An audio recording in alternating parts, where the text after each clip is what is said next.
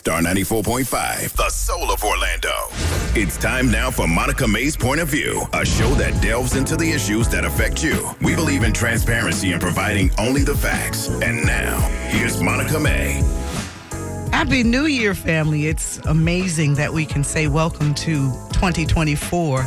But with that comes a very important time in our community, I know for sure, and communities across America, especially African American communities. Good morning, Cindy. How are you? Good morning. Good morning. Good morning. Early bird gets the word. I told my friend this today. Early bird gets the word. This is great. Good morning. I'm so happy that you said, there's only one thing that would stop me from being there, and that's oversleeping. And I said, nope, we don't do that. I said it was act of Mother Nature. Act of Mother Nature. Mm-hmm. The power go off and your alarm don't go off. Wait a minute. And I said, oversleeping is not one of those things. That is funny. That was so funny. Yeah, so I'm happy to meet you. Now, tell me a little bit about Cindy, your background. How long have you been here in Orlando? Because I know you're a Texas girl. I'm a Texas girl originally. I showed up in Orlando in June of 2019. So I got about 6 good months to enjoy the place before they shut it down with COVID. You know, around January, we started getting that. And so I really didn't get a chance to enjoy the place or meet a lot of people. But I knew when I got here and there was no snow, I was like, I'm in. Because I come from a place where it snows and I'm not a fan of snow. So Lubbock snows more than Houston. Lubbock snows and snores. Way more. Yeah. So I just wanted to get away from the cold. And I was like, Florida been hiding stuff. Like, I did not know Florida was this cool. I didn't want to come here because I was like, there's tsunamis and I don't want to be anywhere near tsunami. But we're in Central Florida. Yes, they had to explain that to me. You know, you buy stuff on TV and like, oh, I don't want to be nowhere near ocean. So I love it. And I would not, I'm so glad like this was heaven sent, just being here in Florida. And so you have an educational background. Tell me a little bit about yourself. I do. I like to jokingly tell people I did a 20-year stint in public education. It's funny when you say that, but I did 20 years in education. I started out as a special education teacher. Loved me some autistic kids, and that was like my background. I had no idea.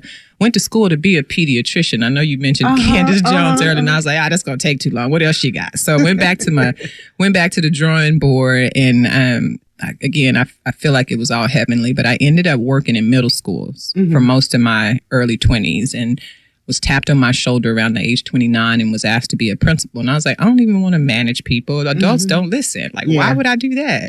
They didn't give me no choice. So after leaving the classroom, I did some leadership stuff in principal. And then I founded a charter school in Houston, Texas. One of the charter schools is a local network in Houston, Texas called Yes Prep. And so I did charter school work for quite some time. And then, Monica, honestly, I know we're going to get into this conversation. My ACEs got to me. And At least you recognized that ACEs was riding up on your shoulders. You know, because ACEs will make you hunch your shoulders up to your ears, and you can't even figure out why. Yeah. So when we talk about ACEs, let's break it down. It is adult, adverse, bad things, adverse, childhood experiences, events that happen to us in our childhood before we reach the age of 18 that get stuck in our nervous system. Of course, we don't know that because we can't see what's going on the inside. All we got is what happens on the outside. And so, as a principal, I realized that I was going above and beyond, breaking my neck, trying to figure out why in the world am I having such a hard time with kids that are coming out of poverty? Like, why are we having to suspend so many kids? And, so obviously just start adding up. And now it's like this gate opened up and it's like an aha moment when you understand that you cannot pour from an empty cup. Yes. I know that's an old adage, but when you're in charge of 800 children that all have special needs, I'm not talking about special education needs, you know what I mean? You have to have your own mental health together to show up and do that type of work. Just because of the type of stuff you hear and see when you work with children who are coming out of poverty. So that was my, if you will, call to Jesus moment where I had to leave school. And I told my principal in November, hey, I'm not coming back after this year. My boss, I said, I'm not going to come back after this year. Let's find somebody else. And I took a sabbatical. That was the toughest part of my life. She had to work on herself. And that's a big girl moment because that means that you're growing. Yeah. You're growing in what I call self. Mm-hmm. And that's the one thing that we kind of put to the back burner. Yeah. So when we talk about adverse childhood experiences, Candace introduced us to that last year, and we've had really heart-to-heart talks with her about it. You are hitting it from different angles. We're going to talk about what ACEs is. We're going to talk about nurturing the neurons and strengthening the roots, because that's your slogan right there. My slogan. And she actually, and I'm putting it up on Facebook, when we talk about ACEs matter, this is what she's talking about. She's talking about your brain, and she's talking about making those synapses, the neurons, all of that stuff kind of line up. And when you've had those adverse childhood experiences, they start to drift apart and they get stuck in situations. And it causes us to have bad health. So we're going to get to all of that this morning. First question, explain the importance of first taking the ACEs quiz and understanding your score. The importance, in my opinion, and again, I've been doing this now for 3 years because none of the doctors could explain to me why I was 40-something years old, healthy, and in the hospital with heart problems. Ain't that crazy? Yeah. Very athletic. I'm like, what do you mean I got heart problems? So knowing your ACE score will help you figure out how to help yourself when nobody else can. And that's what it did for me. Put a pin right there. So you're in the hospital struggling with a heart issue. How did you come to even think about ACEs? I fell on ACEs during COVID. Well, I say it found me, and I'll share this with you. People should know their ACE score because the way I found out, again, I think it was heavenly sent. I was working at a job and 6-figure income, doing okay, right? And somebody left the ACE quiz on a copy machine. Okay, there it is. There it is. I needed to know how you got to it. Somebody left it on the copy machine, and here I am burning the midnight oil. Still hadn't really figured out that, there was some internal stress going on with me. And burning the midnight oil one night, moved somebody's papers off the copy machine and saw that somebody left this ACE questionnaire on the copy machine. And of course, one of the questions just like jumped off the sheet at me, and it was about domestic violence. And I'm like, what? So of course I'm nosy. I'm like, I got to keep reading this. And I started reading them, and I sat there and I took it. 10 out of 10. I had 10 out of 10 on that particular survey, which meant everything that could happen to a child before they turn 18 happened to me. When we tell you about this ACE exam, I'm putting the link to it on our website. I've done it for you guys before. I need you all to find out your ACEs score. Mine was an 8. Okay. I also know that ACE scores can change depending on memory. And that's what I say. Ain't nobody ever told me that, but because I've taken an ACE test on several occasions, and my first score was maybe a 6. And then I went back and took it maybe a year later. Things came back to memory as I took that test, and it score went up to an 8. Same.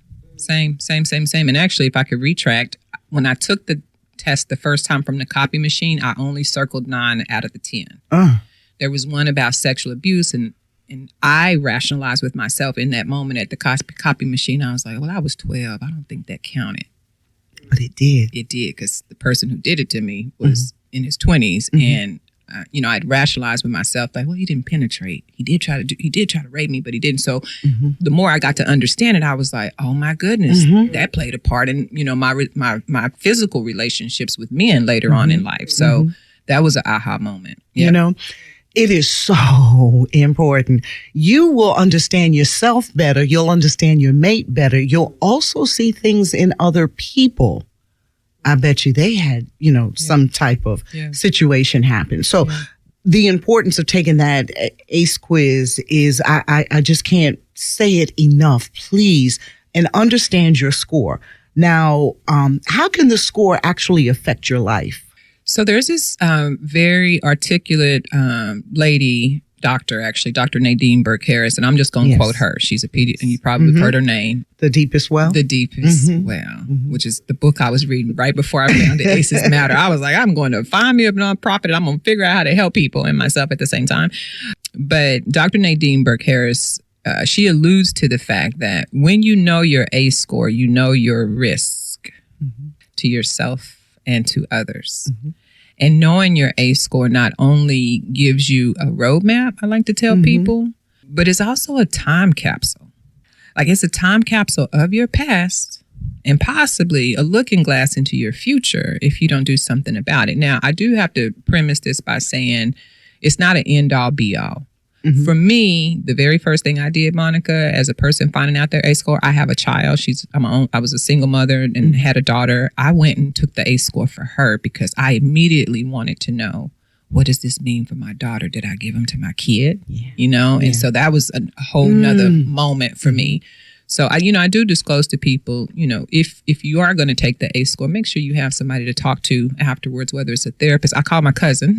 Like I had to, She's the first person I called. I was like, hey, you know anything about this? So just making sure you have somebody to talk to. But I think just knowing that the risk of mental health is probably the biggest one because that's the one that's most obvious to people. People know when somebody is like, yes, I don't really want to work with that person. Right. You know, I think the mental health part is important, but for me, it ended up being my heart situation. And they told me that I was just stressing too much. And to me, that didn't make sense. And I wasn't satisfied with the answer. Okay. So heart disease is a huge part of having so much toxicity, if you will, in your nervous system as a result of what you experienced in childhood. High blood pressure. Diabetes. Cancer. Both of my parents. My dad born in 1948. My mom born in 1954. They are both with stage 4 cancer right now. You see what I'm saying? Collectively, they have 25 ACEs together. So if you're just waking up, I just want to let you know that we're very serious going into the new year. And I couldn't think of a better way to start the new year than getting you to understand yourself better. Why are you stuck in certain situations? Why are you attracting certain people to you? These are things that you can find out about yourself if you'll just dig deeper into what your ACE score is. Okay. Go to acesquestionnaire.com. They can do acesquestionnaire.com. If you are okay with leaving your email information, you can go to acesmatter.org and take it. It's a free survey. That's Cindy's organization. And that would be a good one. And I'll tell you why, because there are 4 exams that you can take there, 4 tests. Yes, there are 4 tests. Yes. That emotional intelligence one. No. Yes, you're right. So I took the test, but I didn't go back and get my score. So that's what we need, because that's what people hire for now. I learned that after the fact. Like, they want people who get along with people. Oh, well, I'm going to need to work on my emotional intelligence. Emotional intelligence, unfortunately, is what people are hiring for right now beyond a degree. Like, okay, it's one thing if you got the smarts, but do people like you? Or do you have social skills? One of the first things you lose when you are growing up in a chaotic environment is the ability to understand the language of people who don't look like you, who don't come from what you come from. It's like the Tower of Babel. I jokingly say, like, we speak different languages. We do. You don't understand my trauma. You don't understand why I have to work so hard because I'm afraid of going back to poverty. This is why I do. Did we talk about this? Yeah. So my producer, Nisi D, is we get in here early just so we can girl chat. Yeah. And we do more than that. We have heart to heart chats. And that's one of the things that we talked about this morning.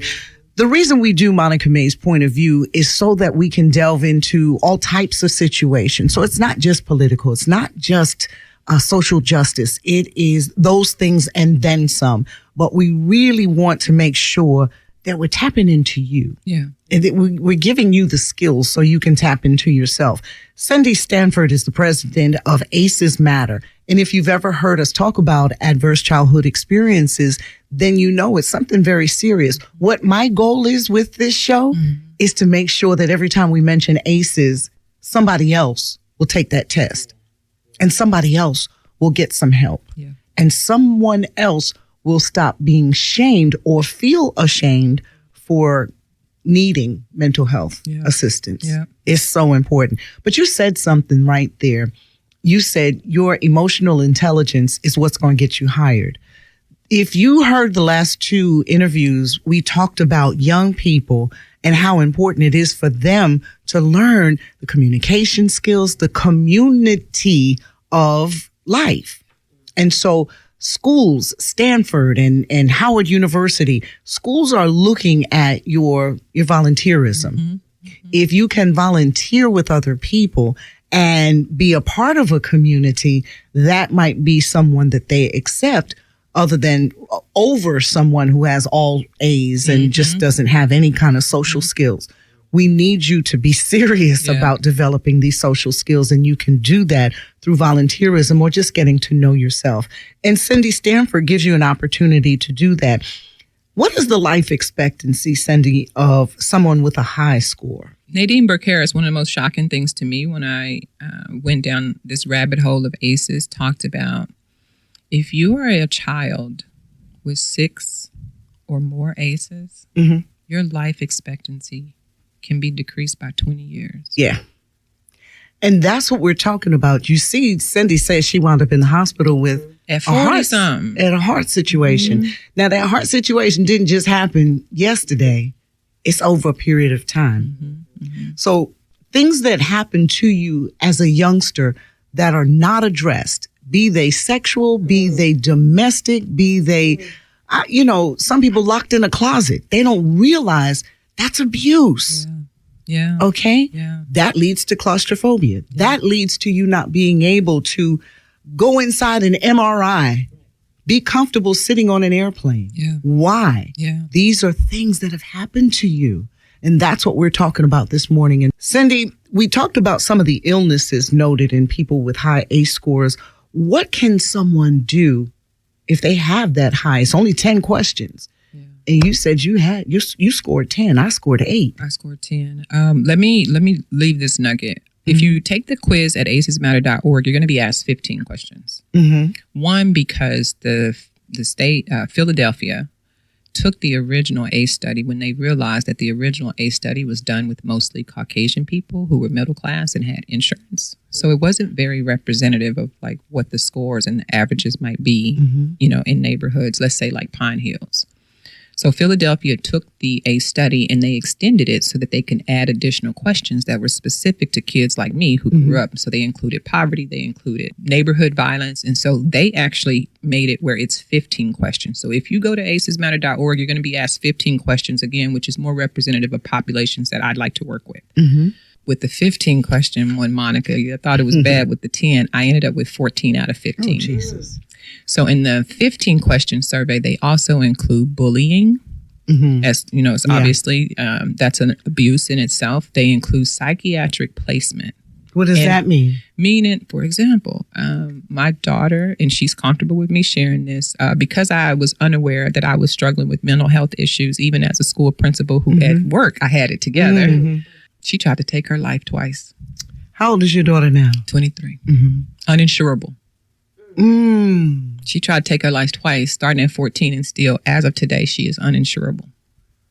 So that's she ended up having to be in a psychiatric placement. So that is an ACE for her, and that is included on the extended study. So how many kids do we have that are having to be removed from their home, whether it's because of their own mental illness or just safety? So foster placement got included in the extended study. Gotcha. Right? Seeing and witnessing violence and drugs on your way to school was something that the original ACE study didn't think about because, they're middle-class people living pretty well. And so when Philadelphia got their hands on it, it's like, well, our kids are having to step over people that are struggling with addictions to get to school. So now what is their nervous system doing? Their nervous system is internalizing this in their environment as this is just the way life is.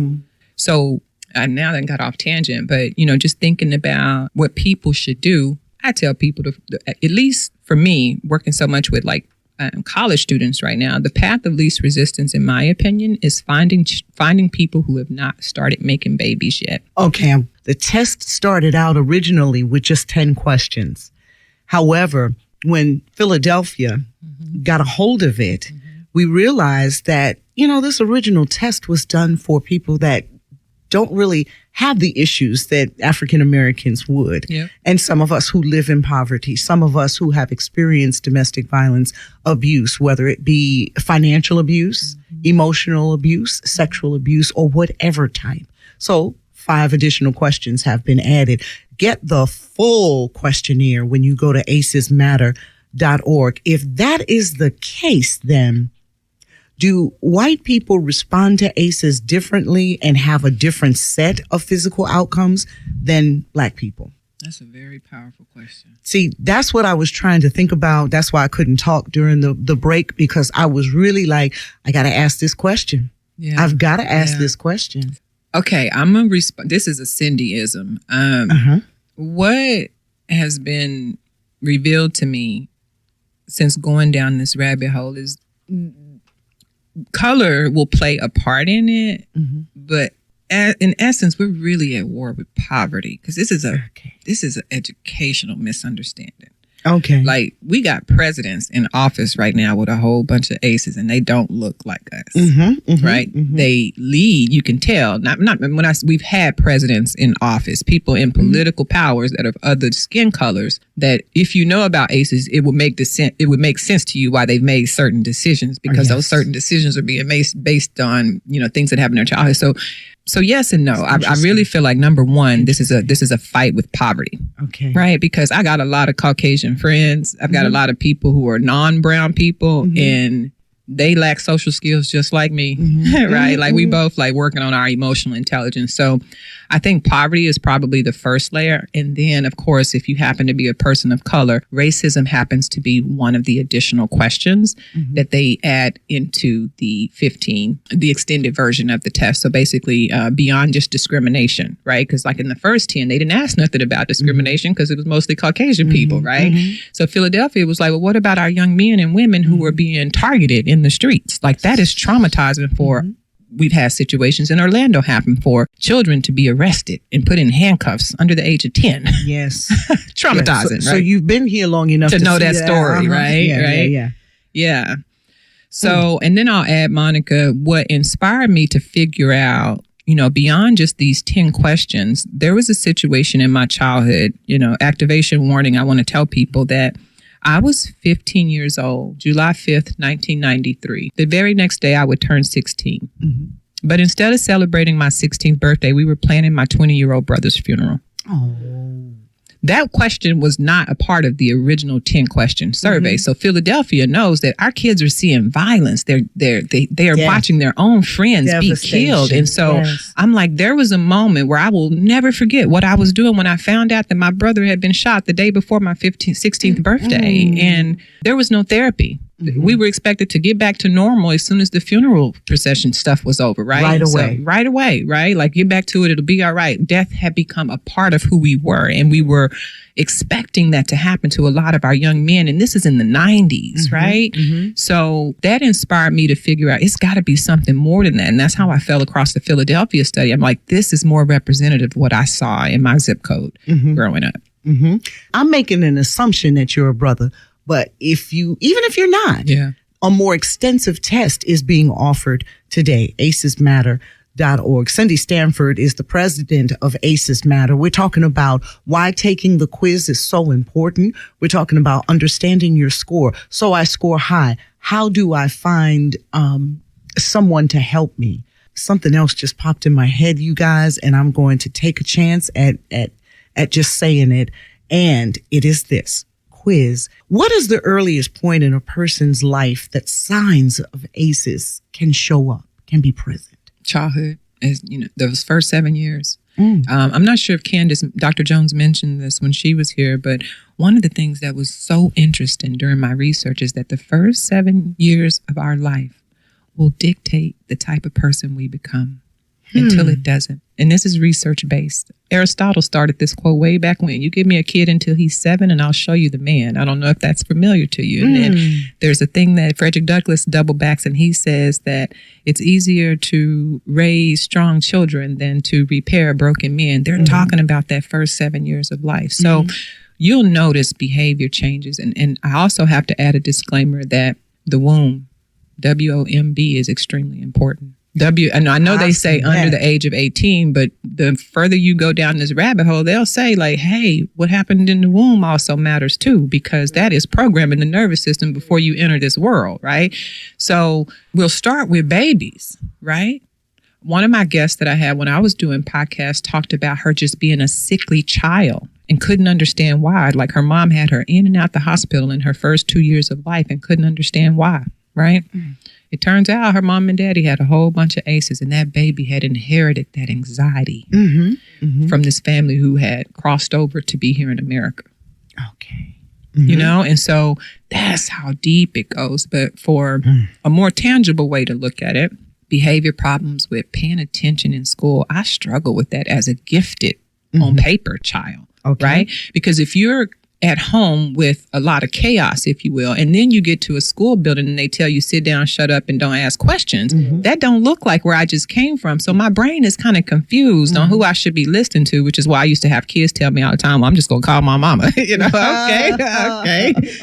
To me, that didn't make sense because I'm like, these kids should just be sitting down doing what we've told them to do. But that is in direct contradiction to what my home environment is telling me. So just imagining that part. So behavior changes in childhood and obviously even in the womb. And I do have a very close colleague who does womb health here in Orlando. Her name will come to me. How did I forget? Womb health care? No. Wouldn't it be Jenny Joseph? Yes, would it be? Jenny Joseph. Thank you. Thank you. We here. Yeah. Jenny Joseph was a guest speaker in our Reacher program, and she came to talk about the importance of womb health as it relates to ACEs as well. So, you know, there's so many things that we can put a pin on it to nail it, but I would definitely say one of the largest side effects of emotional abuse, which some of the research says emotional abuse is actually worse than sexual abuse because the emotional abuse is being basically cataloged into your nervous system. Whether you remember that incident happening or not, if you remember card catalogs from the library days, there is a record of it in your body. Somewhere. In there. That's right. Somewhere. So emotional abuse is probably going to be the one that shows up the soonest because now you're going to have kids who are either overactive or underactive in terms of participation in school, anxiety, depression, shame. And those are the ones that we keep labeling with ADHD. Yes, ma'am. Yes, ma'am. And putting them on all these drugs, Ritalin, et cetera, et cetera, et cetera. You mentioned it and you just glossed over it, the Reacher program. I looked through some of those folks. You're going to explain what the Reacher program is, but I will explain. You're doing such a wonderful job. There are people from all over the country, and I saw a lot of folk from Orlando that I know. Yeah. Talk about this Reacher program. I got goosebumps on that one. Go ahead. So earlier in the top of the show, you were saying, like, when you get your ACE score, what do you do about it? I didn't know what to do, Monica. I knew that the cost to calm my nervous system was a little bit beyond my checking account at the time. Okay. That makes sense. Okay. The way my checking account was set up. So I had to figure out ways to bring my nervous system to calm. And I did that by creating a program with people who also had ACEs. Okay. And the idea was to each one reach one. So if I teach what I know to you, you got to guarantee that you're going to teach it and use it and apply it in your life everywhere you go. So we found 17 adults from across the country. And now we've even expanded into Ireland. So I've got a couple people out of the country. I'm serious. Yes. Where when you start talking about it, you actually meet people that may not be from your family of origin that are really invested in helping you heal because they going through the same thing. And so I created something that I needed, which was people to be around where I can talk about the stuff that happened in my childhood and not feel shamed. And then actually get some healthy advice. And so I created a year-long residency where we met once a month. As a group, or a couple times a month as a group. And we brought in keynote speakers from far and wide that we could find that specialize in that. And it helped us because to see those type of people on our own would have cost a lot out of pocket. This is why, So let's be strategic and figure out how to get the education to us and then use that in the work that we do across the country. So with that, knowing that, and Reacher is spelled REACHER, can anyone join that community? Anybody can join that community. Reacher stands for Realizing Emotions and Challenges. It would sleep me. It's an acronym, but anybody can join. And we're starting a Reacher 2.0 Academy this year. And essentially, we're going to take 20 volunteers. And of course, it's a whole volunteer program. And we're going to train you for 10 hours. Okay. We're going to give you our seeds. Okay. And then in exchange, you're going to go back and you're going to give those seeds to the community that you reach. And so the idea is that with or without the resources, because resources obviously are a big part of how much we can do, it costs nothing to show up on Zoom except your time. Okay, so I'm going to sign up. You want to sign up? Yeah, I'm going to sign up and be committed to it, because when I talk to the mothers and daughters that I deal with, I know it goes deeper than what I see.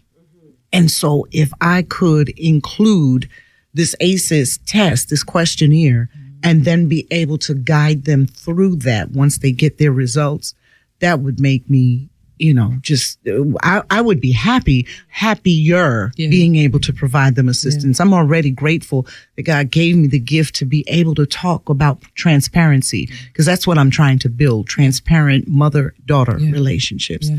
Because, see, that helps with those scores. I'm telling you, how can a person begin to heal from the traumatic impact of their ACEs? They got to be willing to face the fact that they scored what they scored, and they have to be able to talk with someone. Yeah, that's the key. And again, I'm going to put myself in this bucket that we get so caught up in being judged by others that we just keep it to ourselves. Mm-hmm. The more you keep to yourselves, the more, again, I'm about to get medical here, those cells in your body that make us who we are, if you keep in that trauma and shame, then it's happening on the inside, and it converts to stuff like cancer. It converts to stuff like diabetes. They literally have to turn into something. And so starting to heal means finding a community, because community is medicine. Did you hear what she just said? One more time. Community is medicine. I'm writing that down. And I'm oversimplifying it, but if you went down the rabbit hole of physics, it would say the exact same thing, except you would have to go get a doctorate degree to get those same 4 words. But community is medicine, 3 words. 3 words. Yeah. Mm-hmm. How well are doctors aware of ACEs? Not enough. Okay. Not enough. So pediatricians and cancer doctors and just, endocrinologists, the people who deal with us, if we have, like me, my diabetes. Yeah. And yeah.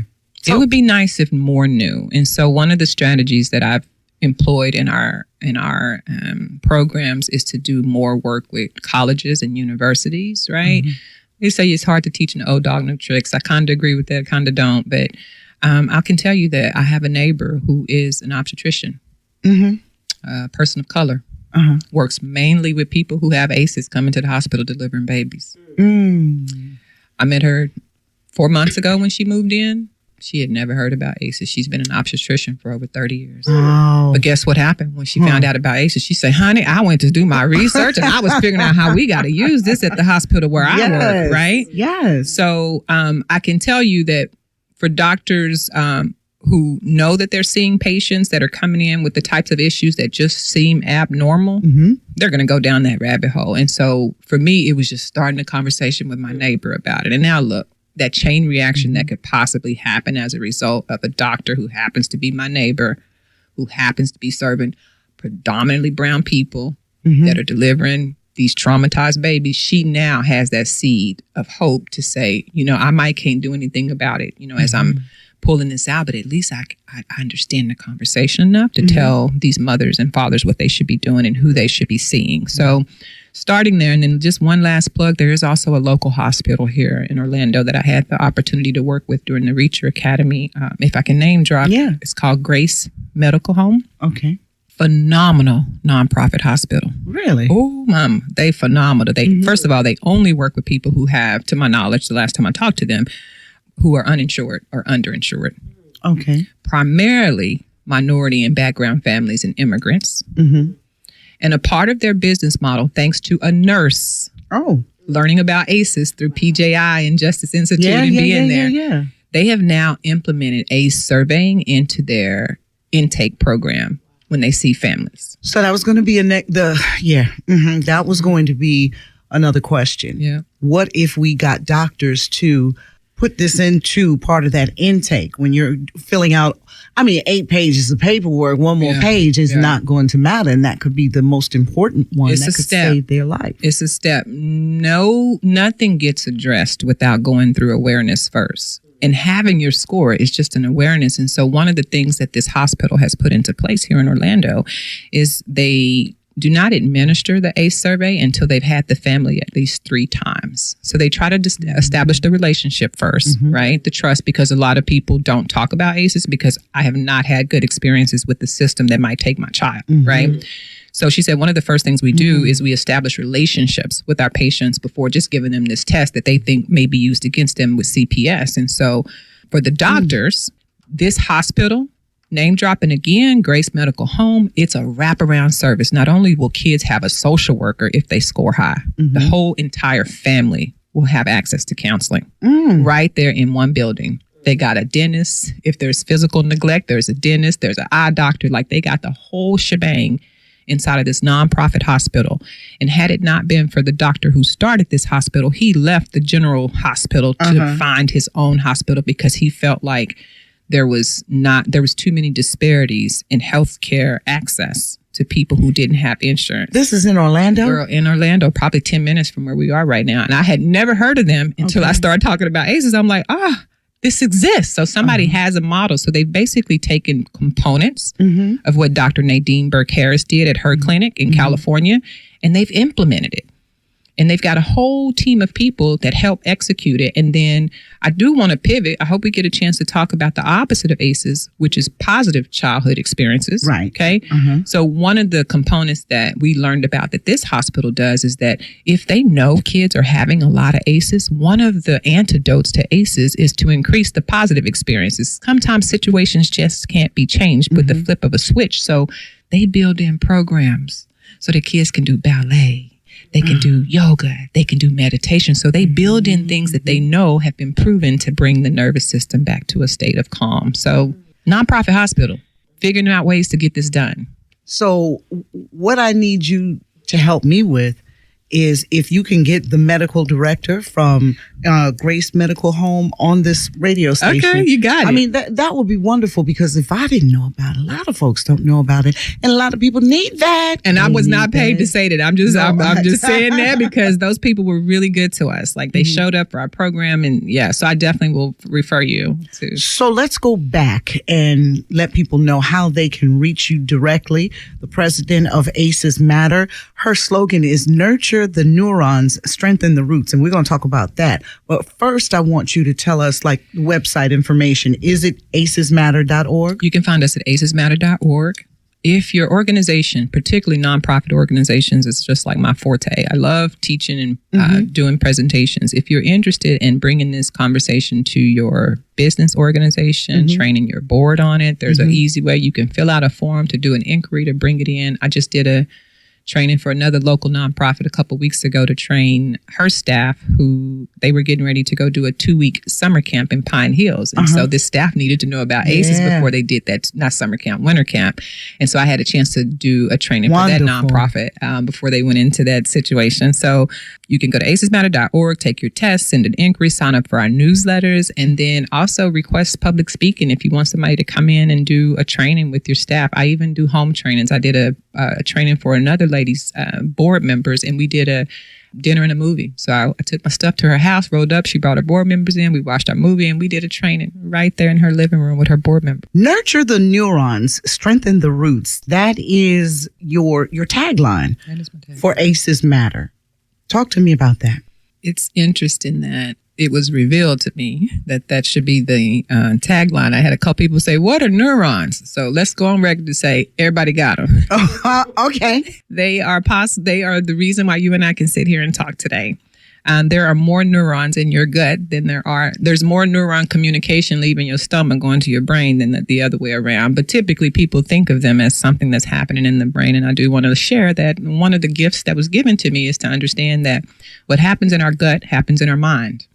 Okay, so as Dan talked about the emotional abuse of his teacher, that got cataloged in his gut. So that was likely, and of course I'm not trying to diagnose, influence in how he felt about himself as a person later on in his adulthood. Right? Sure. He probably didn't know that. So neurons are what make people connect. Oversimplification of it, but when you think about going through ACEs and doing the work to bring your neurons and your nervous system to a state of you're safe, okay? I want people to think that it is not an overnight fix when you're nurturing the neurons. Okay. If you plant a tree in your yard chances are you're not going to sit there and wait and watch for it to grow. Right. You're going to nurture it. You're going to water it. And you're going to give it time. You're going to give it time, right? Nobody wants to plant a tree and sit there and watch for it to go. So nurturing the neurons is about treating the soil in such a way that the fruit that the tree bears is fruit worth repeating. And eating. Right? You can literally create children to be anything you want them to be with this information. Thank you so much for being on with us. Thank you, Monica, for having me. Thank you, Nisi.